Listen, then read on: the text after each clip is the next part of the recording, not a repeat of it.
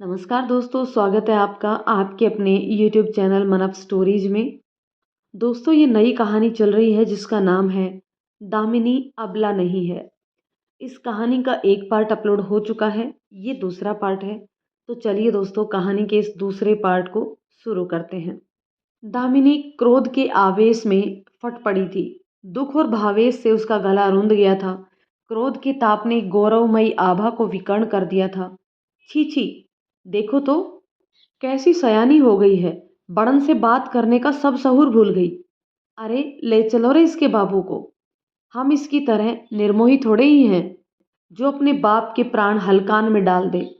सुखिया काकी कस्बे के लोगों को इशारा करने लगी शंकर को ले चलने का। शंकर को अस्पताल ले जाने की व्यवस्था की जा रही थी। भीड़ छटने लगी और बस कुछ हितैषी ही दामिनी के साथ शंकर को ले जा रहे थे। छटती भीड़ में से कस्बे की नई पीढ़ी के कुछ मन चले नवयुवक मौका देखकर दामिनी के पास आकर उसे छूने की असफल कोशिश करते हुए दांत दिखाते हुए फिस करके बोले, हम चलें का? एक और नवयुवक लोलुपता लिए मदमाता हुआ बोला, कुंवर जी नहीं पसंद है तो हम तैयार हैं, कतई जवान हैं हम।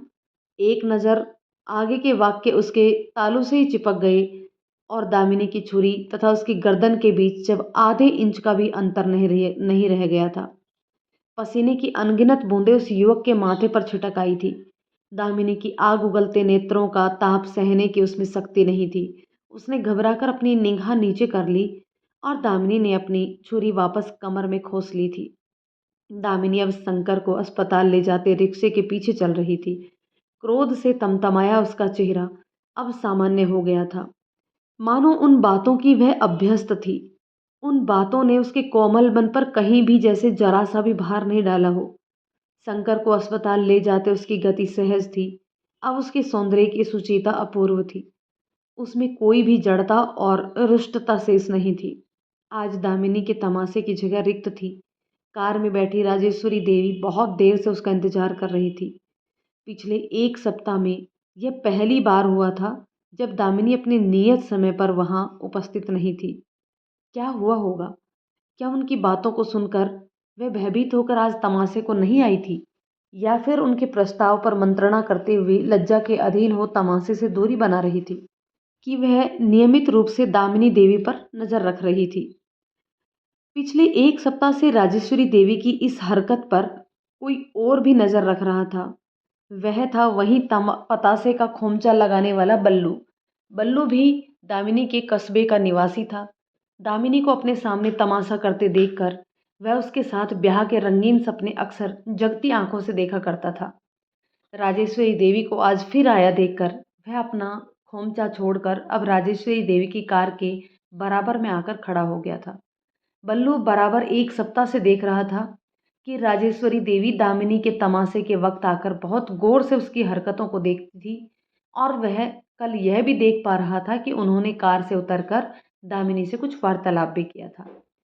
राजेश्वरी देवी ने दामिनी से क्या कहा था, इस बात से अनभिज्ञ बल्लू हंसते हुए बोल पड़ा, काहे तमाशे वाली पर बखत खराब कर रही हो मैडम? अगर आपकी कोठी में तमाशा दिखाने को मना कर चुकी है तो ना दिखाएगी। जिद की बड़ी पक्की है नासपिटी। सूखी रोटी खाने वाली है। 4 पैसे ज्यादा कमाकर घी खाएगी तो जैसे मर जाएगी कंजरिया। कहते हुए बल्लू ने बराबर में थूक दिया था। दामिनी के बारे में बात करते हुए जैसे उसके मुंह में कड़वा नीम आ गया था। तमाशा दिखाती दामिनी के रूप को अक्सर ताड़ते हुए बल्लू दामिनी की इतनी गालियों का प्रसाद चख चुका था कि राजेश्वरी देवी से बात करते हुए उसका मन कड़वाहट से भर गया था। जरा तमीज से बात करो। तुम्हें अंदाजा है तुम किससे बात कर रहे हो? एक शब्द भी और उल्टा सीधा बोले तो जेल में पड़वा देंगी। राजेश्वरी देवी के जवाब देने से पहले ही आगे बैठा उसका अंगरक्षक बल्लू को डांट चुका था।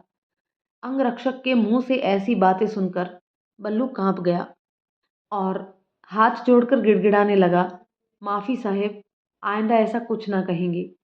बल्लू को ऐसा कहता देखकर राजेश्वरी देवी ने हाथ से अंगरक्षक को चुप रहने का इशारा किया और फिर स्वयं बल्लू से कहने लगी, अच्छा यह बताओ, आज वह तमाशे वाली क्यों नहीं आई है?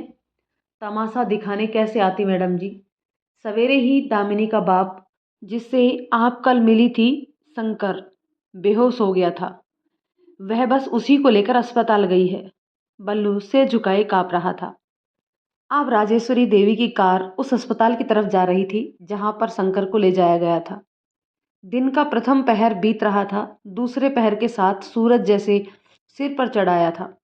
राजेश्वरी देवी की कार अस्पताल की तरफ दौड़ रही थी और उनका मन समय के उस कालखंड की ओर भाग रहा था जब वे 12 वर्ष की अवस्था में गुड़िया सी छोटी दुल्हन बनी 15 वर्षीय कुंवर दिग्विजय सिंह के साथ ब्याह कर वह कुंवर की जिंदगी को महकाने उनकी शानदार कोठी में बालिका वधू बनकर आई थी।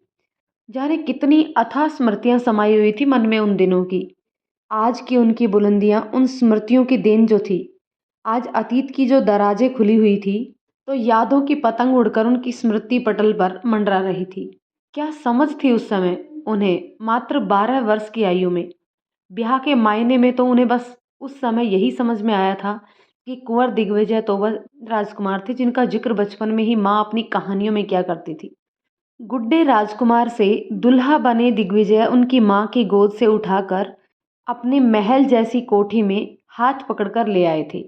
अनजाना सा रिश्ता आत्मा का अभिन्न हिस्सा हो गया था।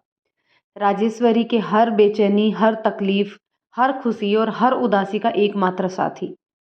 कुंवर दिग्विजय की तरह अपने माता पिता की एकमात्र संतान होने के कारण जब भी वह अपने साथ खेलने के लिए बच्चों के ना होने से रोती तो माँ उन्हें पुचकारते हुए कहती थी, मेरी लाडो को एक राजकुमार जल्दी ही ले जाएगा, फिर खूब खेलना तो उसके साथ हमेशा। सच में सच्चा मित्र ही तो मिल गया था उन्हें दिग्विजय के रूप में। भव्यता से अपने भवन में पली बड़ी वह अपने माता पिता की लाडली संतान विदा होने पर दिग्विजय को देखकर माता पिता से अलग होने का गम भी भूल गई थी। विदाई के वक्त आंखों के आंसुओं का स्थान चेहरे की मुस्कान ने ले लिया था। स्वयं सदैव से एक अच्छे मित्र को तराशते दिग्विजय भी तो बड़ी बड़ी आंखों वाली उज्जवल मुस्कान लिए दमकते चेहरे वाली राजेश्वरी को पाकर बेहद प्रसन्न थे। अकूत पैतृक संपदा के इकलौते चश्म और चिराग दिग्विजय अपने माता पिता की अकाल मृत्यु के बाद अपनी दादी राजमाता यशोदा देवी की छत्र छाया में पले बड़े थे। शुरू से ही दादी के कठोर अनुशासन के चार दीवारी में कैद उनके बाल मन को तो राजेश्वरी के रूप में जैसे जीवन की अपार खुशियां मिल गई थी। मित्र को मित्र मिल गया था जैसे। साथ खेलते, हंसते, एक दूसरे से रूठते मनाते, दोनों कब बाल्यावस्था से किशोरावस्था में प्रवेश कर गए थे पता ही नहीं चला था। मित्रता से एक दूसरे के प्रति प्रगाढ़ स्नेह में परिणति जो प्रेम की कोपले दोनों के हृदय में फूट रहे थे, वे अब विवाह के 20 वर्ष बाद विशाल वट वृक्ष का रूप धारण कर चुके थे। उस छोटी उम्र में विवाह का सही अर्थ ना समझने वाले कुंवर दिग्विजय तो बस राजेश्वरी का साथ पाकर प्रसन्न थे। वह मित्रता साल दर साल अटूट प्रेम में परिणति होती जा रही थी। दिग्विजय की दादी माँ दोनों को प्रेम के बंधन में बंधे साथ बड़े होते देख निहाल हुई जाती। वह उन दोनों की बलैया लेते ना थकती थी।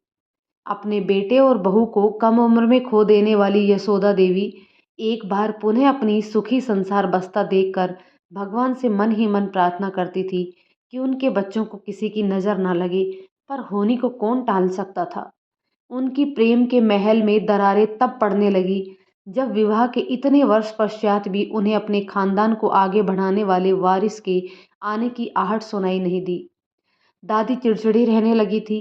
राजेश्वरी के बार बार चिकित्सकीय जांच करवाए जाने से वह यह तो समझ गई थी कि पूरे प्रयत्नों के बाद भी नियति राजेश्वरी का साथ नहीं दे रही है। दादी गुस्से में कई दिन भूखा रहने लगी थी। एक तो संतान प्राप्ति के लिए करे गए सारे प्रयत्न असफल होने का दुख, ऊपर से दादी का यह रूप अधिक तीखा था। हर पल अब भाग्य को कोसने लगी थी दादी। प्रत्यक्ष रूप से राजेश्वरी कुछ ना कहती थी, पर जब राजेश्वरी को ज्ञात होता कि उन्होंने फिर भोजन नहीं किया तो मनाने हेतु उसे अपनी ओर भोजन का थाल लेकर आते देख यशोदा देवी विषैले व्यंग बाण छोड़ने से भी पीछे नहीं हटती थी। कैसी विकट स्थिति हो गई थी राजेश्वरी की। सुख हाथ पसारे खड़ा था और ख्वाब क्रिच किरिच करके बिखरने को तैयार थे।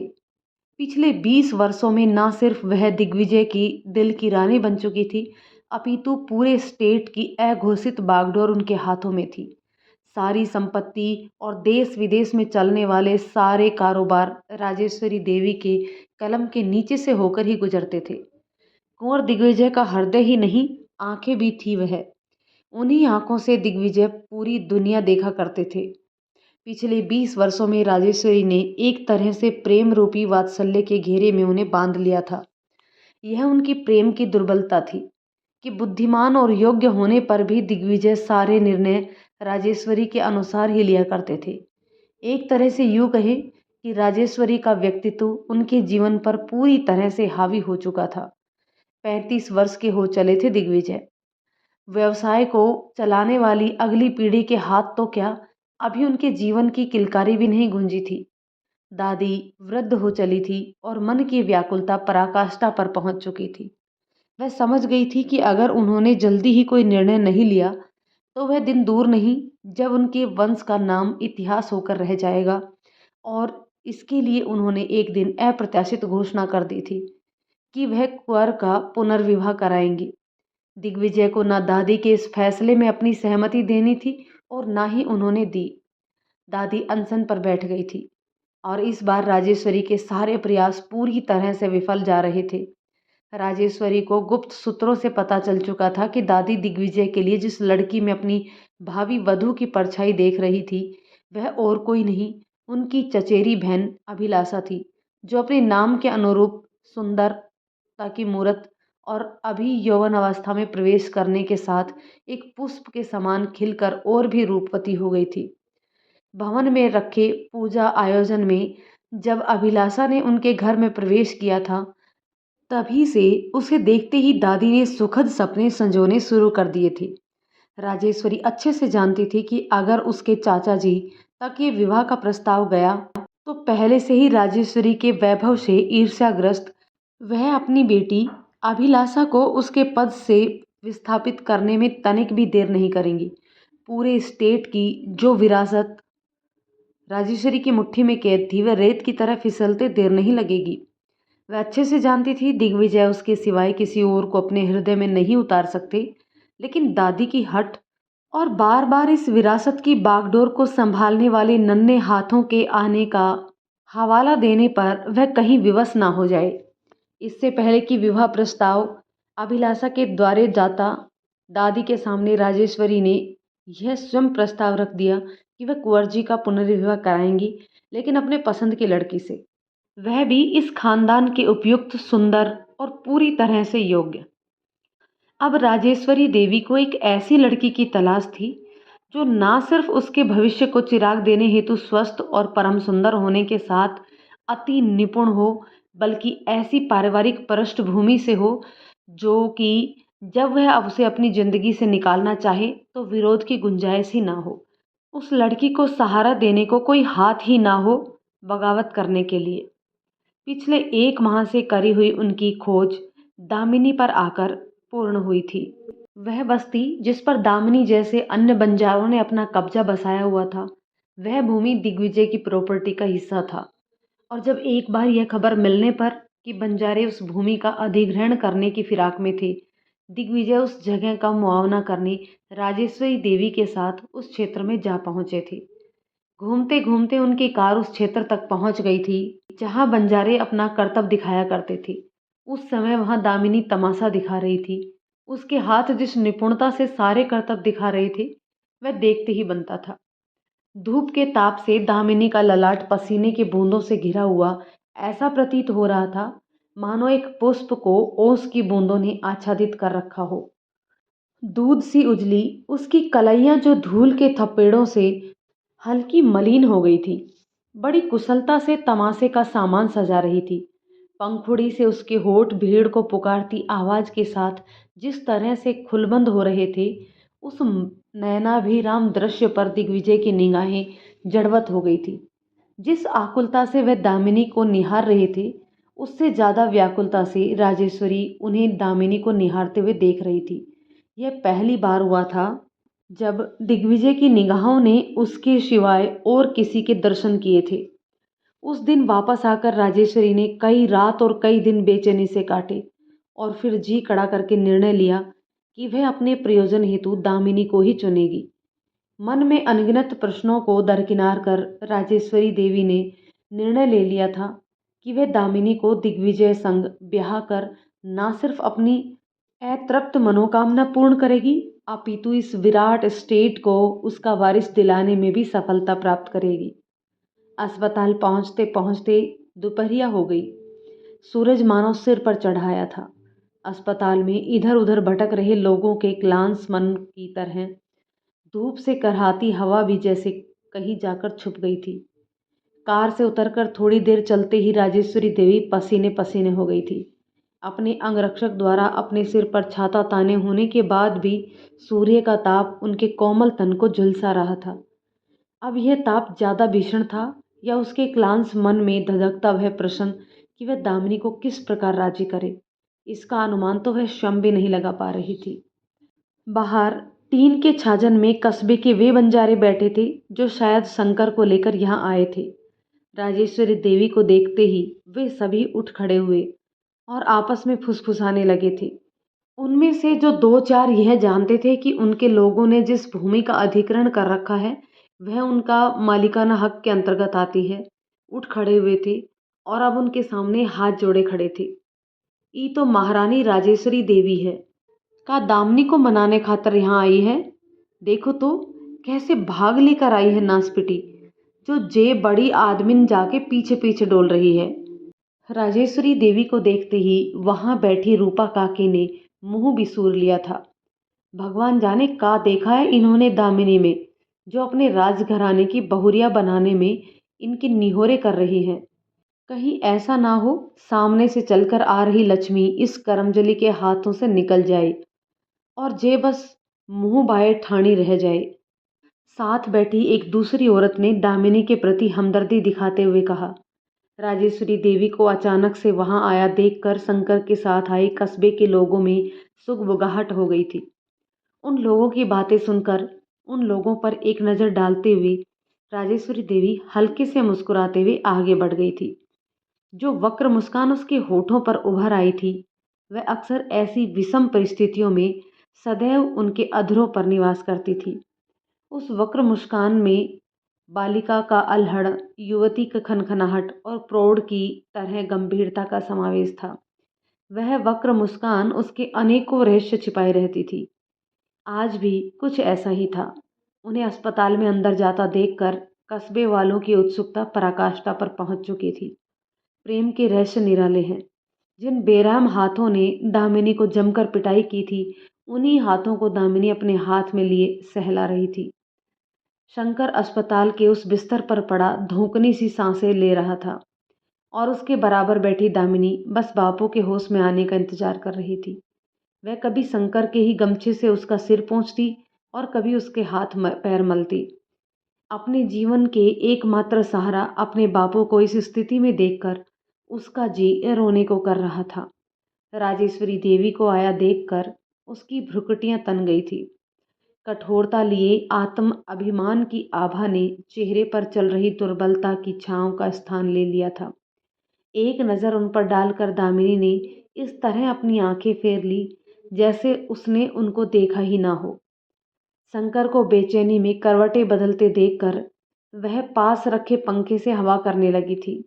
बीच बीच में वह आग्नेय वक्र दृष्टि से राजेश्वरी देवी को देख रही थी। शायद पूछना चाह रही थी कि वह वहां क्यों आई है। दामिनी की नेत्रों की तपीस यह बताने के लिए पर्याप्त थी कि जो प्रस्ताव उन्होंने दामिनी के समक्ष रखा था वह उसे स्वीकार्य नहीं था, लेकिन सदैव विजय हासिल करती रही राजेश्वरी देवी को यहाँ की पराजय हरगिज भी बर्दाश्त नहीं थी। दामिनी को इस प्रकार अपनी तरफ से नजरें फेरते देख उन्होंने दामिनी को उसके नाम से पुकारा। राजेश्वरी देवी की दामिनी को पुकारती आवाज सुनकर शंकर सहसा जागकर उठ बैठा। स्वयं को अस्पताल में पाकर एक बार वह हक्का बक्का होकर उसने चारों ओर देखा। राजेश्वरी देवी को देखते हुए जैसे उसकी बिखरी हुई चेतना केंद्रित हो गई थी। उठने की असफल कोशिश करते हुए शंकर ने राजेश्वरी देवी को देखते ही अपने हाथ जोड़ दिए थे। पिछले कई दिनों से हृदय रोग से पीड़ित चल रहा शंकर का हृदय सामने से चलकर आ रही खुशियों की आहट से जैसे उसकी तरह ही बावला हो गया था। चिकित्सकों ने प्राथमिक चिकित्सा के साथ यह निर्देश दे दिए थे कि शंकर को न केवल सतर्कता बरतनी होगी, बल्कि हृदय की उच्च स्तरीय जांचें भी करवानी होंगी। प्राथमिक चिकित्सा के बाद एक दिन भर्ती की सलाह देकर चिकित्सक ने शंकर को घर ले जाने को कह दिया था। कैसे वह बापू की जांचें कराएं और कैसे इलाज? इन बातों से परेशान दामिनी अभी इससे निकलने का रास्ता सोच भी नहीं पाई थी। उससे पहले ही एक नई मुसीबत के रूप में राजेश्वरी देवी उनके सामने उपस्थित थी। पिता के इस प्रकार के असमय असंगत आचरण से दामिनी को मन ही मन बहुत दुख पहुंचा था। जिस प्रस्ताव को निरर्थक समझकर वह ठुकराने को तैयार बैठी थी, उसका बापू उस प्रस्ताव को अंगीकार करने के लिए तत्पर था। यह देखने पर कि कोशिश करने पर भी शंकर बैठ नहीं पा रहा था, राजेश्वरी देवी ने उसे लेटे रहने का इशारा किया और वहीं पर खड़ी हो गई थी। यह देखकर दामिनी का मन खिंच उठा था। वह सीधे कदमों से शंकर के पास से उठकर राजेश्वरी देवी पर एक उचटती नजर डालकर अस्पताल के उस रूम से बाहर निकल गई थी। उसके व्यवहार में रूखेपन की झाई देखकर धैर्य रखते हुए राजेश्वरी देवी उसके पीछे बाहर आ गई थी। राजेश्वरी देवी को अपने पीछे आया देख बातों की शुरुआत दामिनी ने ही करी। वह उदासीन भाव से बोली, काहे रुकी हैं? कहाँ चाह का रही हैं आप? काहे हमारे शांत जीवन में उथल पुथल मचाने के लिए चल पड़ी हैं आप मैडम जी? अरे नहीं ब्याह करना हमें आपके राजकुंवर के साथ। हमरा पीछा छोड़ दीजिए, हमें आपसे कौनो ही शिकायत नहीं है।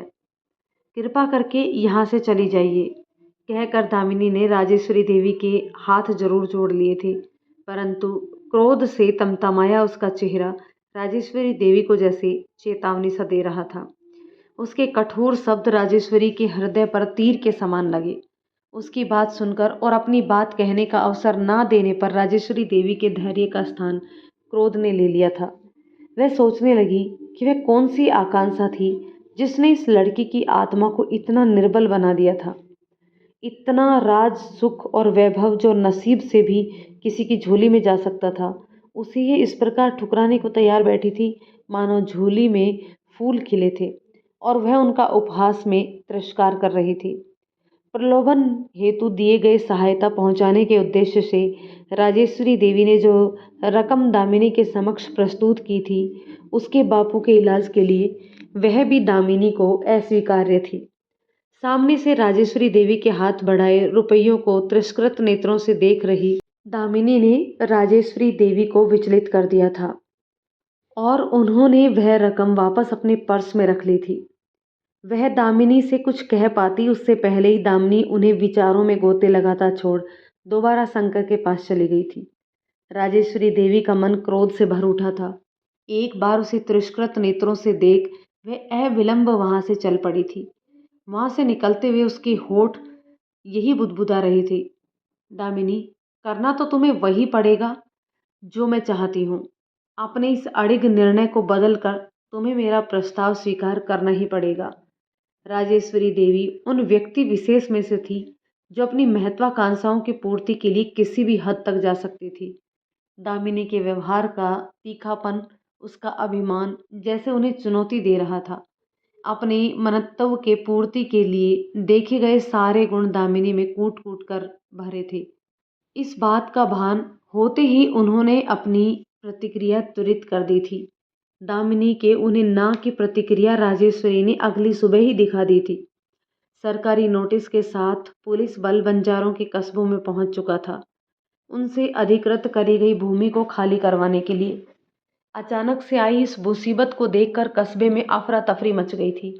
उन्हें आदेश दे दिया गया था कि वे आधे घंटे के भीतर भीतर इस पूरी जमीन को खाली कर तुरंत यहाँ से चले जाएं। कस्बे वालों पर आई यह मुसीबत उन पर अचानक हुए किसी वज्रपात से कम नहीं थी। पुलिस बल संग इस सरकारी आदेश के आते ही कि उन्हें यह बस्ती आधे घंटे के भीतर भीतर खाली करनी है, सब तरफ अफरा तफरी का माहौल बन गया था। कस्बे के बच्चे स्थिति से अनभिज्ञ इस घटना को बस एक तमाशे की भांति टुकुर टुकर कर देख रहे थे तथा बंजारा स्त्रियां आई इस विषम परिस्थिति को देखकर विलाप करने लगी थी। कस्बे के पुरुष वर्ग के समूह बन गए थे। समस्या से बाहर निकलने के लिए और कस्बे के ही कुछ समझदार बड़े बुजुर्ग आगे बढ़कर आदेश लाने वाले सरकारी मुलाजिम से अनुनय विनय कर रहे थे कि उन्हें इस तरह से क्षेत्र से ना निकाला जाए। वे हाथ जोड़े गिड़गिड़ा कर बार बार कह रहे थे, माई बाप, हम सालन से रह रहे हैं यहाँ, जा बखत और कहाँ जाएंगे। कृपा करी सरकार हमें यूं बेदखल ना कीजिए। जब बार बार गिड़गिड़ाने पर आदेश लेकर आए मुलाजिम द्वारा उन्हें यह ज्ञात हुआ कि यह आदेश दिग्विजय द्वारा करी गई है, न्यायिक प्रक्रिया का हिस्सा थी, तो उन्हें समझ में आ गया था कि यह दामिनी को राजेश्वरी देवी की बात को न मानने की त्वरित प्रतिक्रिया थी। इस अफरा तफरी के बीच अस्पताल में रात भर भर्ती रखने के बाद शंकर को रिक्शा में डालकर लाया गया। शंकर अब चेतन अवस्था में तो था, परंतु दुर्बलता के कारण खड़ा हो पाने में असमर्थ था। जिस वक्त दामिनी ने कस्बे में पैर रखा था, कस्बे वालों की तिरस्कृत निगाहें उसे अपने ऊपर चुभती सी प्रतीत हो रही थी। कुछ लोग इस घटना के लिए उत्तरदायी मानकर जमकर उसे कोस रहे थे और कुछ इसे अपना ही अभिन्न हिस्सा मानकर सहानुभूति प्रकट कर रहे थे। इधर उधर देखते हुए दामिनी की दृष्टि जिस पर भी जा रही थी, वह उसे इस तरह से देख रहा था मानो वह अक्षम्य अपराध की करता हो। हर कोई अलग अलग तरीके से उसे ही दोष दे रहा था। जब शोकपूर्ण शब्दों के साथ प्रत्येक कस्बे वासियों के कुछ ऐसे ही वाक्य उसके कानों में पड़े, तो दामिनी का जी जल उठा था। उसकी आत्मा उन लोगों को धिक्कारने लगी जो कल तक उसे बच्चा समझकर दुलारते थे। आज अपने स्वार्थ की सिद्धि करने हेतु उसे बालिका से युवती बनाने में लगे हुए थे। ऐसी युवती जिसे अपने सपनों की तिलांजलि देकर उस रास्ते पर कदम बढ़ाना है जिसका भविष्य ही उसे दिखाई नहीं दे रहा था। दामिनी की स्थिति उस बालक की तरह से हो गई थी जो चोट खाने पर अपने परिजनों से क्रोध आवेश में झड़कियां सुनता है, उसके बाद उसे गोद में बिठाकर उसके आंसू पोंछने के साथ उसे दुलारा जाता है।